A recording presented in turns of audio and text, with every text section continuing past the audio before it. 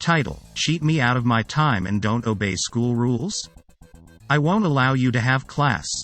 I don't know if this is petty enough or not, but here we go. So, our school is virtual and has Wellness Wednesday, which is supposed to be asynchronous, unlike the other days where you join a Zoom meeting. However, my science teacher made us join a Zoom meeting on Wednesdays. I did not see this because I was in a music lesson and got a 0. She refused my excuses. The next day I planned my revenge. I have 2 laptops, one for when we eventually go back to school because personal devices aren't allowed, and a personal one that was a gift. I signed into the Meet on my school laptop and at the end, put on the charger and turned my camera and mic off. Title: Think you can outdrink me? Think again. Saw someone else post their King's drinking game revenge story, and it reminded me of mine. Background: I'm a 5 feet tall tiny girl, but I grew up in a heavy drinking family, so I have excellent drinking capacity. I'm also in law school with insufferable know-it-alls and fuckboys who think they're the best at anything and everything, especially when compared with girls. This was about 3 years ago. I was in my 2nd year of law school and we were organizing an event on our campus, and I was a member of the organizing committee along with a bunch of senior boys. Generally, people joined these committees because we'd get this one room with a balcony in our academic block all to ourselves for weeks, where we would chill and drink and smoke up literally all anyone does in law schools in my country. There were these 2 fifth-year boys, law is a 5-year course here, in the committee with me, one of them genuinely there to work too, I'll call him M, the other there to make sure everyone had a good time, I'll call him P. The first time M and I pulled an all-nighter to make sure everything was in place for the next day, P joined us to make sure his friend M also had adequate alcohol.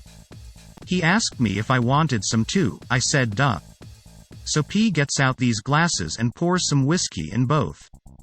I like whiskey, so no issues.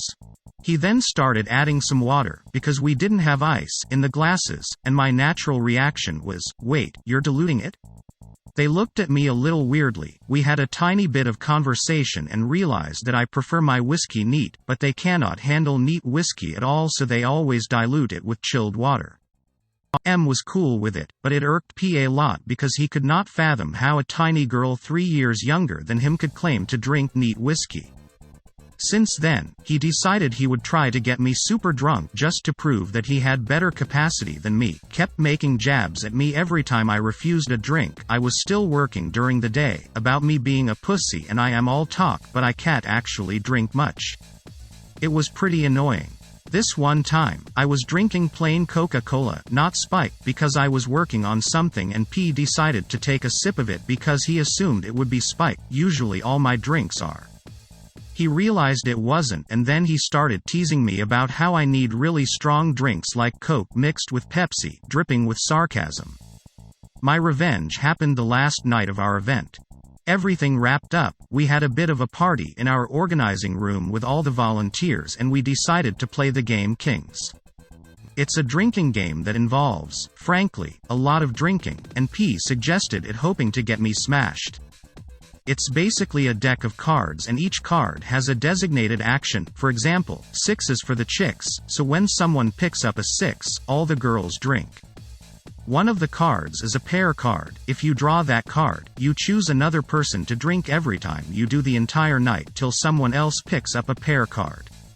I was lucky enough to get that pair card early on, and immediately I chose P as my pair. We also had an unofficial rule in the beginning that P himself added, which was that in case of pairs, the pair has to drink the same amount of alcohol that the original person drinks. I had some friends playing too, and they immediately caught on to what I was planning. So every time someone picked up a card that required them to choose someone to drink, they picked me. I would purposely loose the categories round so I would have to drink. If I did 3 shots, P would also have to do 3 shots. Hardly half an hour later, P was out of it. We were both drinking literally the same amount of alcohol, but he was smashed while I was still in control of my senses and playing the game. P couldn't even enjoy the rest of the party because he was passed out while we all had fun till early morning. We're a tiny campus, so word spread around fast. Title: Small Motorbike vs. Small. Waves pinky finger. I should preface this by saying I was raised by a narcissist and I'm extremely passive-aggressive as a result. Years ago, I bought my first motorbike. A tiny 125cc bike, that with my 82 kilograms body weight, could barely do 90 kilometers per hour on a flat road and would lose speed going up hills despite me revving as hard as I could. That was my first motorbike and I loved her with my whole heart.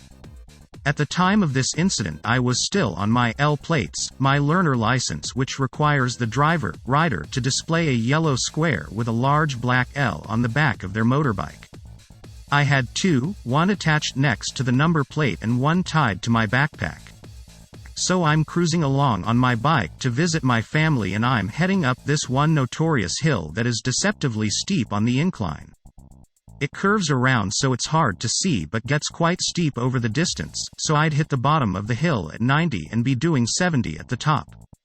I'd always take the left lane, slow lane in Australia, so that people could overtake safely on my right, the fast lane, if they needed to. I was the only vehicle on that stretch of road when a man in a very expensive-looking car decides to come flying around the curve and almost hit the back of the motorbike.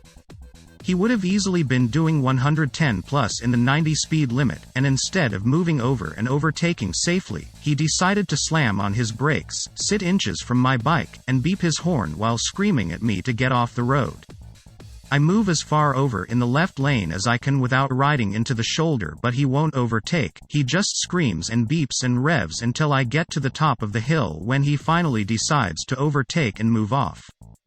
I cruise on down the far side of the hill and suddenly realize he's gotten caught in the lights at the off-ramp, so I carry on down the off-ramp and cruise to the front of the queue for the lights, lane filtering is legal here, and stop my bike just in front of his car. Wait for the lights.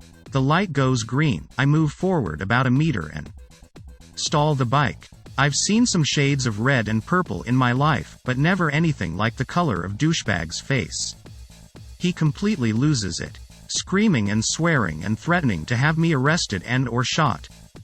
The lady in the car behind him gets out her phone and starts recording him. I ignore him, restart the bike in a belch of black smoke, and just as the light turns yellow I speed off around the corner, leaving him there throwing a massive tantrum. Would I do that again, now that I'm older and wiser? Hell no. Title: Idiot driver harasses my dad. My dad just keeps on walking, so this happened a week or so ago. Sadly I wasn't there to witness it but have just been relayed the story and thought it would fit here perfectly. Also sorry for the long backstory. It's needed to explain things to people who aren't in the know. D equals my dad, C equals idiot driver, P equals passenger. Near where my parents live is this thing called a quiet lane. This is a type of rural road which gives more power back to pedestrians, who are free to walk on it. Cars are allowed on it but it must be at a severely reduced speed. Typically, pedestrians move off the road for the occasional car which comes along and the driver usually signals their thanks to the pedestrian. Some don't, but some people are just rude. This lane connects two villages A and B for anonymity's sake.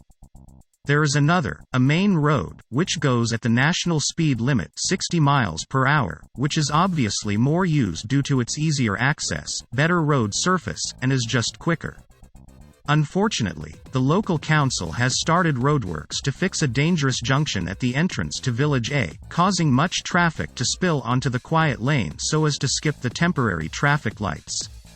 Needless to say, this has caused some issues with the local residents, which some people now seeming to think the road is there for their personal use and not everyone's. It all came to a head when one driver decided to pick a fight with my dad. D is getting on in life. Despite being at retirement age, he looks a lot older due to having been physically disabled and chronically ill for over a decade. This has caused him to walk excruciatingly slowly and with a walking stick. Like his old man, he too is very stubborn and doesn't suffer fools gladly. D was out walking his dog, a cute yet annoying spaniel, along this lane with several other dog walkers. Along came C in his BMW speeding along the lane behind D. As usual, D begins to step off onto the grass verge as is normal custom. Not quickly enough, however. C winds down his window and starts hurling abuse at D and his friends. Sadly, I don't know the exact conversation, but it went roughly like this: C, you shouldn't be on here. D, why not? C, it's a road. They are for cars. D, it's a quiet lane. It's for pedestrians to use. Cars go on the main road. C, it's a road. Get off it. For the rest of the conversation, all C kept saying was that it was a road and D needed to get lost. By this time, several more cars had pulled up behind C. D, taking this opportunity to teach an arsehole a lesson, just walked back into the middle of the lane and continued on his merry way at his usual snail pace. C lays on his horn as D's friends also take off walking. P, who had largely stayed silent, got out his phone and started filming the dog walkers whilst telling a twisted version of events. C also threatens D with the police, to which he just laughs and said he'd wait for them. P continues shouting threats. D did not care. He kept walking all the way without a car in the world, and by the time he turned off the lane at the end, there were more than a dozen cars behind C, all of them furious at C, who took off the instant D left the road. Not the best revenge, but a satisfying one nonetheless.